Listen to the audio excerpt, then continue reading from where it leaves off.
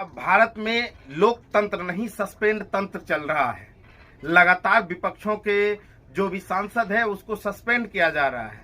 आपको पता है या पता होगा जरूर, यह बात को बचपन में पढ़े होंगे कि विपक्ष जो है राजनीतिक लोकतंत्र में विपक्ष जब तक ना हो लोकतंत्र की गरिमा नहीं रहती है। विपक्ष का काम है सरकार के सत्ता में रह रहे सरकारों से सवाल पूछना। लोकतंत्र में जो है विपक्ष की भूमिका होती है वह बहुत ही अहम होती है, लेकिन शायद वर्तमान सरकार विपक्ष से डर रहा है, इसीलिए विपक्ष के सारे सांसदों को सस्पेंड किया जा रहा है। लगातार सस्पेंड पे सस्पेंड हो रहा है। अभी तक में कुल 141 सांसदों को सस्पेंड कर दिया गया है। अब विपक्ष की जो है सांसद में सस्पेंड पीछे करने का रीजन क्या है? 13 दिसंबर की घटना आपको याद होगी।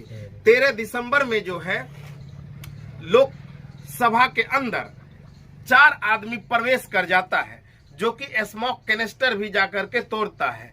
गनीमत यह रही कि संसद के अंदर कोई भी सांसद जो है अधिक घायल नहीं हुआ, कोई सांसद मरा नहीं। लेकिन उस पे जब गृह मंत्री को बयान कि आखिर संसद की सुरक्षा में चूक कैसे हुई, इस पर जब विपक्ष ने सरकार से सवाल पूछी तो उसको सस्पेंड कर दिया गया। जब सवाल पूछा जाता है कि संसद की सुरक्षा में चूक क्यों हुई तो उसे सस्पेंड कर दिया जाता है। और आपको जान करके यह इस बात से हैरानी होगी कि बीजेपी के आईटी सेल के द्वारा प्रचार किया जा रहा है कि संसद में जो आदमी घुसा था, जो भी आरोपी घुसे थे, अपने हाथ में स्मोक कैनिस्टर लिए और संसद में जाकर के 13 दिसंबर को हंगामा किया, वो विपक्ष के टूल किट है। दिल्ली दंगों से इसका कनेक्शन हो सकता है, देशद्रोही गतिविधियों में इसका कनेक्शन हो सकता है।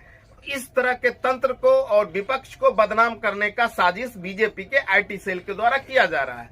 लेकिन मैं आपको एक बात बता दूं, जो आरोपी संसद के भीतर घुसा, जान करके आपको हैरानी होगी कि वे भाजपा के सांसद के पास पर गया था। जी हां, आप फिर से एक बार सुन लीजिए। जो आरोपी संसद में घुसा, संसद की गरिमा भंग किया, संसद में जाकर के स्मोक कैनिस्टर तोड़ा, वो विपक्ष के द्वारा नहीं, विपक्ष के किसी सांसद के द्वारा नहीं घुसा था, बल्कि बीजेपी के संसद के पास पे संसद में गया था। इसी सवाल को जब पूछा गया विपक्ष के द्वारा तो उनको सस्पेंड कर दिया गया।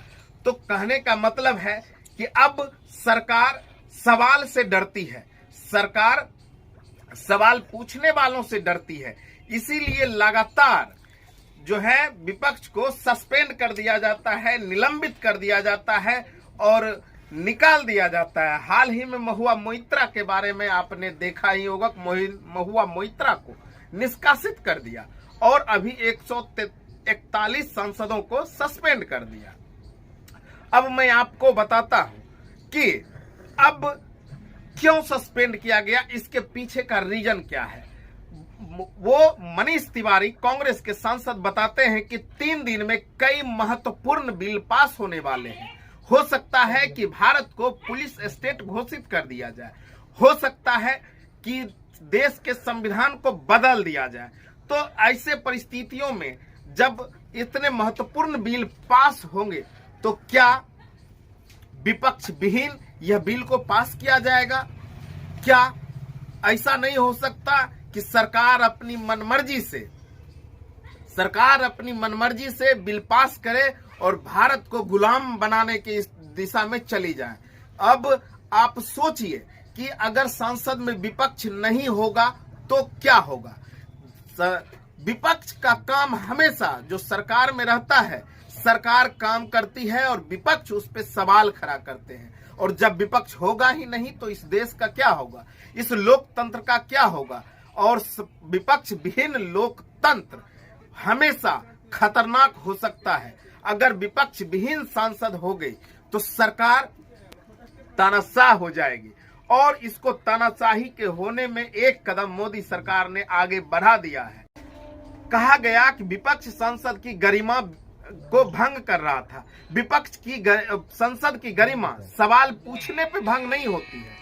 संसद की गरिमा तब भंग होता है जब कि संसद में गाली दिया जाता है, खुलेआम गाली दिया जा रहा था, खुलेआम भद्दी भद्दी बातें की जा रही थी, तब सस्पेंड नहीं किया गया, तब उस पर कोई कार्रवाई नहीं हुआ।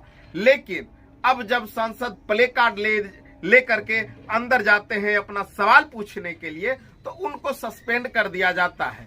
और हो ना हो, अगर भारत की जनता अभी भी इन बातों को नहीं समझ रही या इस पे खुश हो रहा है कि विपक्ष मुक्त भारत हो रहा है, विपक्ष मुक्त संसद हो रहा है, तो यकीन मानिए आने वाले दिन में बहुत खतरनाक होगा।